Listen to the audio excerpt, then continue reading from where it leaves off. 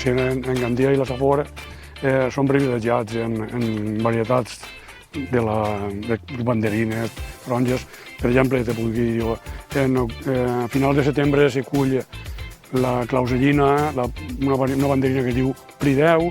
Si ja passem al mes d'octubre, està la Marisol, l'Auquitxu, Navelines, Solustianes, que van tot el resto de març, abril, i acabant per la València, que és l'última que se cull en la comunitat valenciana. Les Valències són les últimes que se cullen així.